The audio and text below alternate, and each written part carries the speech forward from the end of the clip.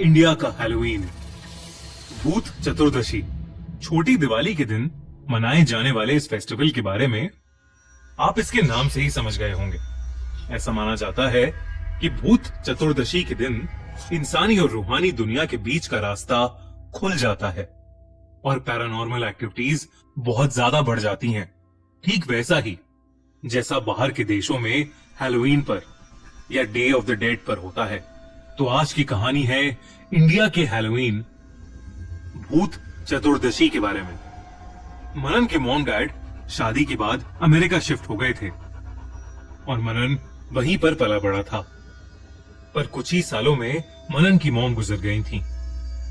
वो और उसके डैड अकेले ही अमेरिका में रहते थे। इस बार मनन के पापा को एक पुरानी प्रॉपर्टी के चलते 1 महीने के लिए इंडिया आना था और वो मनन को अपने साथ ले जा नहीं सकते थे। इसलिए इंडिया आकर मनन के पापा ने उसे उसकी कोलकाता में रहने वाली मासी सुमोना के पास ही छोड़ दिया। मनन को ये सब बिल्कुल भी पसंद नहीं था, क्योंकि अक्टूबर के महीने में हैलोवीन आता था जो मनन को बहुत पसंद था। मनन ने अपनी सिचुएशन को एक्सेप्ट किया और चुपचाप अपनी मासी के घर चला गया। मनन की मासी का घर बहुत ही आलीशान था। उनकी फैमिली में कुल मिलाकर 5 लोग थे। मनन के कजन भाई बहन, मौसा मौसी और घर की सबसे बड़ी दादी। दूसरे दिन जब मनन सुबह उठा तो उसने देखा कि पूरा घर बहुत ही सुंदर तरीके से सजा हुआ था। घर का माहौल देखकर मनन का मूड भी ठीक होने लगा था। तभी मनन की नजर अपनी दादी पर गई। वो घर के मंदिर के पास बैठकर एक थाली में 14 दिए सजा रही थीं।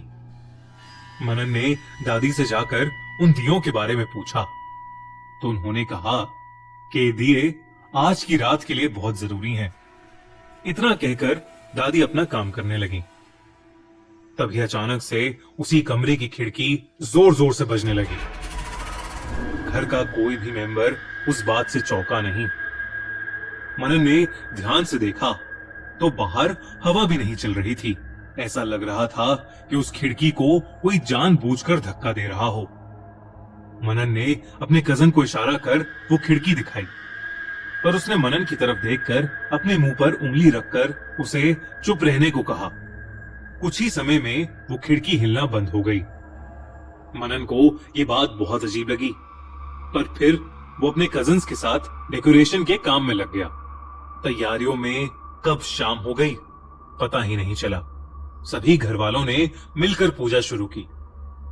मनन की मासी ने उसे बताया कि आज भूत चतुर्दशी है। लोग मानते हैं कि इस दिन गुजर चुके लोग आत्मा के रूप में अपने परिवार वालों से मिलने के लिए आते हैं। पर कभी कभी उन आत्माओं के साथ इंसानी दुनिया में कुछ बेहद बुरी आत्माएं और शक्तियां भी इंसान के घर में घुस सकती हैं और उसकी जिंदगी तक ले सकती हैं।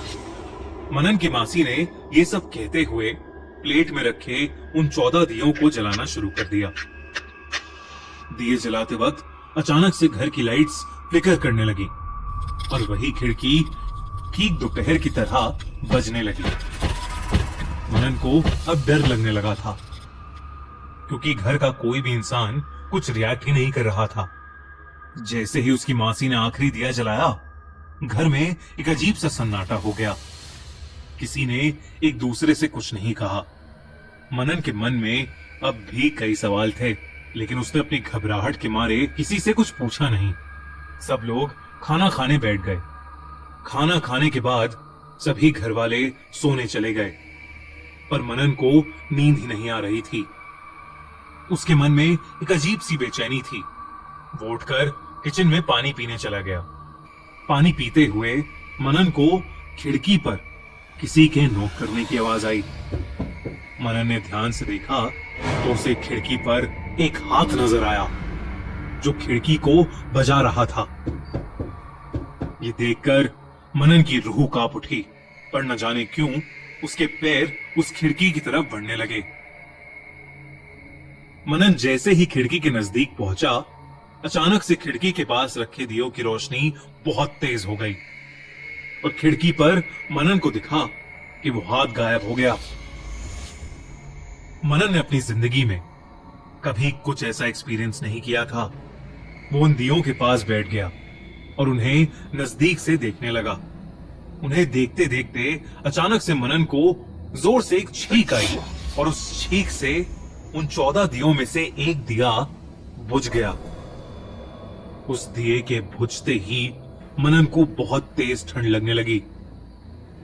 वो उस दिए को जलाने के लिए माचिस उठाने पीछे मुड़ा तो उसने जो देखा उससे उसका दिल ही दहल गया। उसने देखा कि वही खिड़की जिस पर उसने कुछ देर पहले उस हाथ को देखा था अब खुली हुई थी और ठीक उस खिड़की के साथ एक आदमी खड़ा था जिसका आधा मुंह बीच से कटा हुआ था। वो मुस्कुराता हुआ मनन को देख रहा था। उसकी भयानक मुस्कान देखकर मनन की चीख निकल गई और वो वहां से अपने कमरे की ओर भागा। वो जैसे ही अपने कमरे में घुसा तो उसे एक बूढ़ी औरत उसके बेड पर बैठी दिखी। मनन की आहट से उस बूढ़ी औरत ने अपना मुंह पीछे मोड़ा और मनन की ओर देखा तो मनन के होश उड़ गए। उस बूढ़ी औरत ने अपनी पूरी गर्दन उल्टी घुमा ली थी और उसकी शक्ल बहुत ज्यादा भयानक थी। ऐसा लग रहा था कि जैसे वो सालों से मर चुकी हो। मनन फौरन उस कमरे से बाहर भागा, पर वो जहां भी जा रहा था उसे बस मरे हुए लोग ही दिखाई दे रहे थे। मनन ने चीख चीख कर अपने घर वालों को आवाजें लगाईं, पर उसकी मदद के लिए कोई भी नहीं आ रहा था।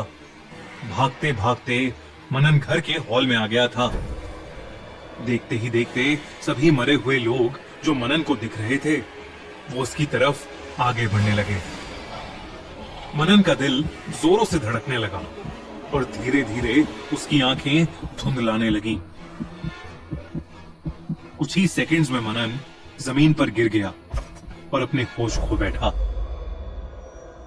जब मनन की आंख खुली तो उसका पूरा परिवार उसके साथ बैठा हुआ था। मनन घबराकर इधर उधर देखने लगा और घबराते हुए कहने लगा, वो सभी यही हैं, इसी घर में। दादी ने उसके सर पर हाथ फेरते हुए उसे चुप कराया और उससे कहा, चिंता मत करो, वो सब चले गए हैं। मैंने वो दिया जो बुझ गया था वो फिर से जला दिया। अब हम सब बिल्कुल सुरक्षित हैं। दादी ने मनन को बताया कि भूत चतुर्दशी के दिन उन 14 दियों को इसलिए जलाया जाता है ताकि बुरी शक्तियों से उनकी रक्षा हो पाए। मनन से जब एक दिया बुझ गया था तो सभी भूत प्रेत और बुरी शक्तियां उस पर हावी हो गईं और उसके साथ ऐसा हुआ। मनन के पास कहने को कुछ भी नहीं था। उसकी जिंदगी में कभी कुछ ऐसा होगा उसने सोचा भी नहीं था। लेकिन उस दिन के बाद से वो अपनी किस्से कहानियों में भूत चतुर्दशी को इंडिया का हैलोवीन कहने लगा।